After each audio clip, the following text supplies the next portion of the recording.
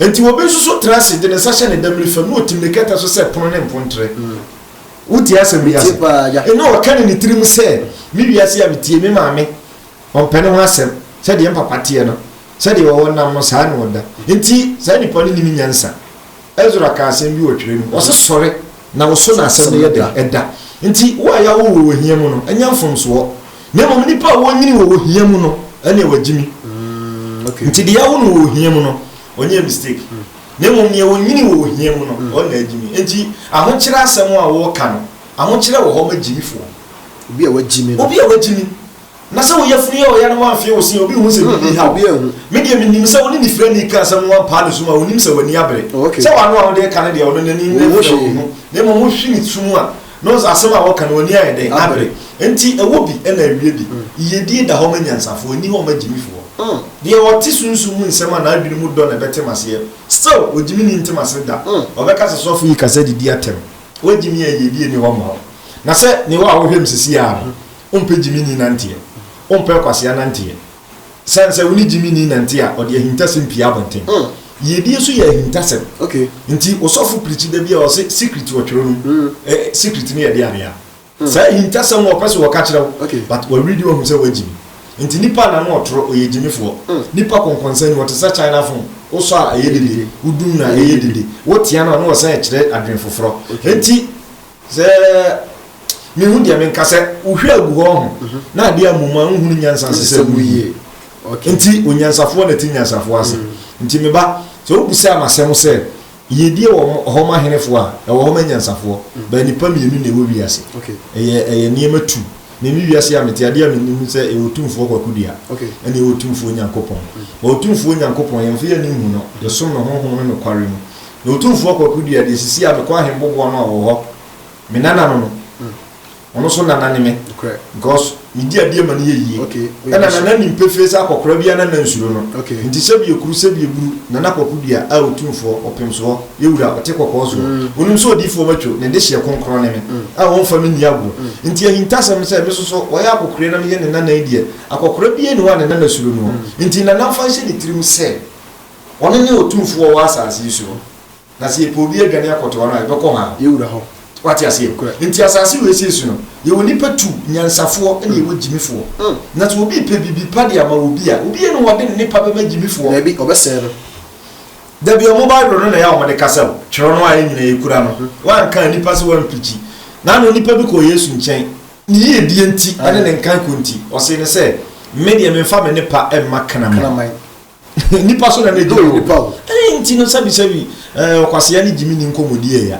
nti yedie nsem no wo ho manipa me na okase number no nipa obefa nyansafo odifo matweme boa wo na o madunu da ho na nsem so a nipa ba menche a wote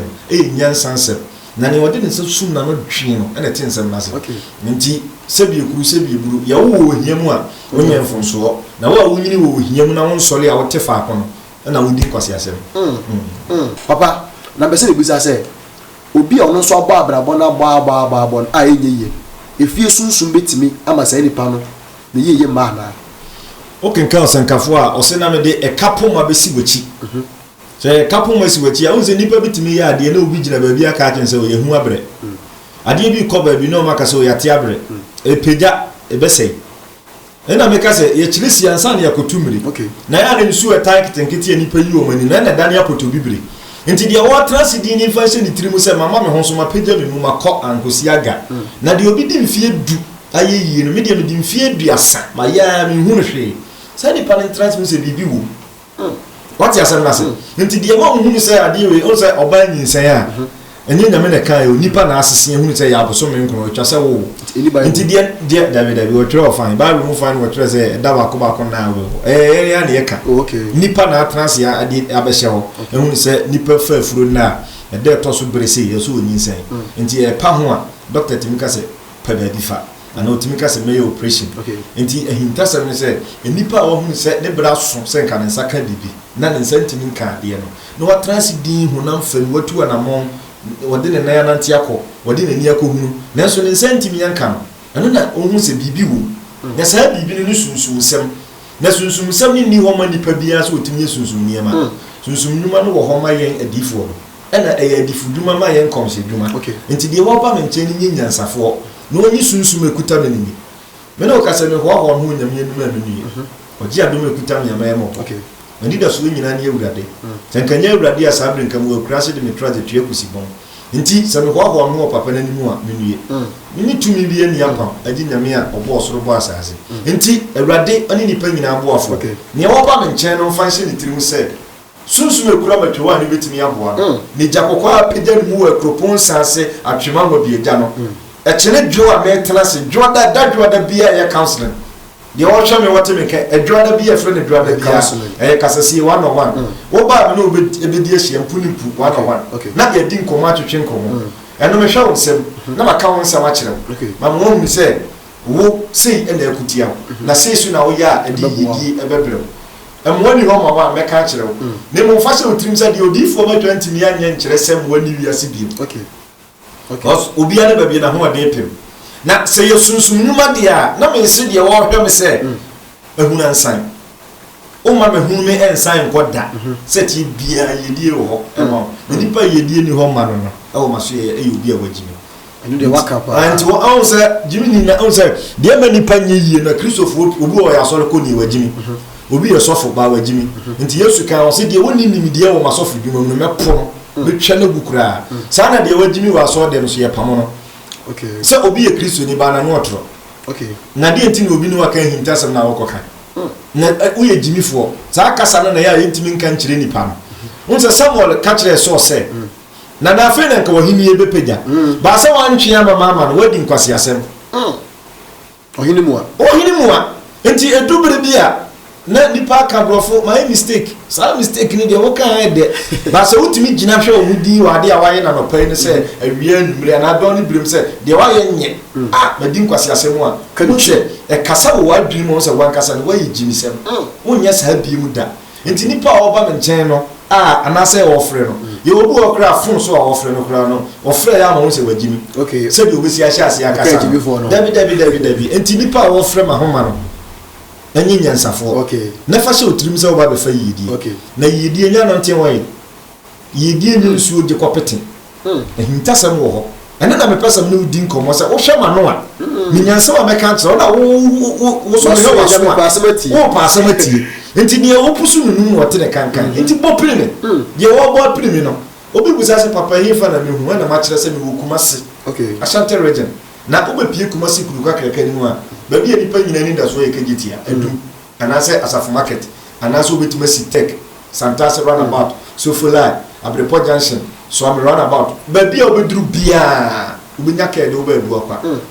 akwa ne yekuru kase ya wasante memu ha na oba beduru obu akwa dadwa da buku ada no a metifuo ka ekɔ ba bi ade na ni akyere sunyankwa so de nsɛm mo ka yɛ agropon sanse enu ye metifuo ne nsɛm because of odifo metwa atrase dadwa da 101 ana ukuada ne wojamu jampanturu kwa kase ni olumai pedani mu a cash ada ukuada no second twa ukuada ne ye nipa hu na duru ese ye duru twa duru nti nipa nyina mfa so mutirim se metwe wat mikuta tumedoyo na meboa wona o madwunu ye de me ne kwase ye ni nkom odofo bidim se wani age pa se wodo difo metwe ase di hie mu yeguso papa wa ha de na me pese me bopini papa na papa kan nsem kire ye papa na ye obi so ho a onu le wo sika obi bia se nipa no bambo ase me pacho bitima ya manana protection unsa me no kasa me se etu nto se kan twa wonyankopon na duro firi soro ankabo enso sayade ewrade na sayade ma doctor fo di hu sika nti nipa mfa nse ni trim se de ye wo ba me nchen no ohia ho bambo se ye do afu a ye giban eto ban ansa na ye dua but okwase de wo dua nti e ba sa wo do afu ma mponche ho be mu du what you say se wo di kan giban eto ban na wo di age wo afu no ansa na wo dua nti e ba sa obi antimi nwura mu nkɔwe but okwase de wo dua no asase yanta mo no so ntrani ba no ho so ne we filtre bi nkrante e wefa mponche e wefa nti okono ko na wie ye no ni ema dia ase nti de wo pa ho bombo no ani nipa wa bre wona bra bom asa na urade ye na dum me na container bi atre wa bre asa na sika ba ne nsem unyansafo ne se me pese be koma chi bi mu da abrabo ma chiri san sa nipa ntua na momra papa sika kutame bo ho ban na ahye papa fe na ma sha brabo ase ade a me dia hye me dwadi ase di papa som gina boa me na manye mo bo biem papa me pese me kosoro a me nsa ma fom biem papa pese o man ni nyina hu se onyankopon aboa me nti papa gina boa me ana me ka se somfo ne boafo ne boa ma aboa mu na de oye ma ne yiyi no ne ma ne pia ho enti me nim de o so ni ma bia wo kwa wo musa kwa bi me no ka se obi ani age wafa number no nsema wate na aye wo de no pentam mfre tusu ho ne bisa wutirim wo ye nyansafo ansa na wafre me ni gimi ni nante because me ye nyansafo me nyansanti me ma hwefu ni so nka nkira se wo be hu mi atuasika sei doctor bie ni ho aba bonten se wo ba maso ya ba tuasika sei ansa na wawura mu da ebi nsi da fashion wutirim me me transin ka che we secret number me pa cho me number e ba ko pe tansa me kuru pe me na me ti we me ka sei obi hwe me tie me pa me dofo ba ko pe mami ki okay mo chia me pa tablo dampem ese obufufu pa kwa hwe be nti ya intasa me se yedi o ho manyansafo ata yedi o manyansafo obi a wagimi bi anye yi dabi se onim panimu bi a hia no pagya ne musisi ya o de ne sa so mtisi obi kura de ne de aboda ho sisi ya yi ena obi bu se sa de o se abrantie bi aka manyansasem o ye jinisam wo ne mofrase ni nyinim ne mlanti birim on se asendu o bible mom o se dwane o manti birim akono me pacho o ma ba wa ble no mlanti bi wu dwane mu akono na tabe wa hia ni je ene wa de bi ha unyina yeso a wo panimbone what you say o si dwane o mlanti birim akono ya sa ka kire nkrofo bi so mo hye o japade wo soro eso ye ntwika wo ho asasi su nyame na mani penyansa nimidie aye de bobra into difo ma chomi de me ne me ma no ye mlanti birim akono ne ye nwane ye hunu ye ko ho ne ensa so aka ye agi ani what you say o si nya ka muda ni nya condition muda ye fi papa muda nti asante kasem ye bube efie na si ho na efe but wa woda ho nya wodem efie na efe na nya wodem yes nya ne dia se fie no dia efe ba wodem nya fe nti wobetime mu fie ni fanso ni fie ni hwehwe fefefe efie mu na mtie nipa nyina boje wo so pia o ba ye wura wodem na benchi ne si ho enti mi frifie we fa wa enye danta ne de pokoko ba no nye bofo ne de mugya wo ne boto ano enti mi nim de obi a onim ba bia wo ko de gina busa kwan ema nipa yira no osofo obi hwe me nipa bi tie me ma me bia ba mabu na nko so wonko obi anchen nipa mfa nchem se mempia hwefo nyini so ntem nti wo chinchira won twetwede amana ba mabu ba de ogimi nsem de enim na wadi adia fashe otirim se uye nyansafo enti yedi wo ho manyansafo ni ho magimifo enti sabe panim bi o se my mistake aka mi yesi aka mi yeye sa mistake na me pese obeka bi o fie wo dem mo mpaso wo kan wo hwe me wo tamba bi a we bi me pese obeka bi kan otirim se magim kwase asem na anke kan bi nchira wo wadwunim what you say erade nchira ni pa bia wonye ni pa bia kase kopim se nipa nyina ba ya kase nti nyansa ensem se wo bati bi no me hyehyɛ magapade soro wona hyehyɛ wo magapade wa asase so wona mehia wo mo wona pese sifie toka enya yirepa enya kunupa safo ne nkyɛn ena me pese me preko na safo no so mra me nkyɛn na me nkyerɛ wo mo di asase ya nipa nam so nsuo ye nsuo a yesa bia no nipa nyina ni nipa nyakopon ni daso but wiase de obeya na ye yi no eno ne asa obia so woni mede nipa ho akono nti na krama akwa abeso na krama wono nsa yo eja e wo saso bontiefo ene wo sase akropon ne saso bontiefo no nko ho bibia ni ho exase akropon sanse odo difo matwa me ho tena nyansa akonwa so edi nyansa sem manyame ma eboa wo no madwene mu da ho nti de wo hwe me no on fa se ni tirim se di kula me betimi ayi den abuwa oba pa broda metwa me yire wose me nchia tiefo nyina ma na me nchia na papa ba ko Mr. MC Samankwa na Rockland o chia onu nyina na wadum se Roger Ventures o chia ubia tiefo ye beda wase metia me yire me bia obia metia wo fa ye beda tiefo nyina se yakopon ya adoma dasenne me pacho ye bese chia media ne odifo ba ata metwo ba ata na akopɛ hwehwɛ me na obeyinhyira bye bye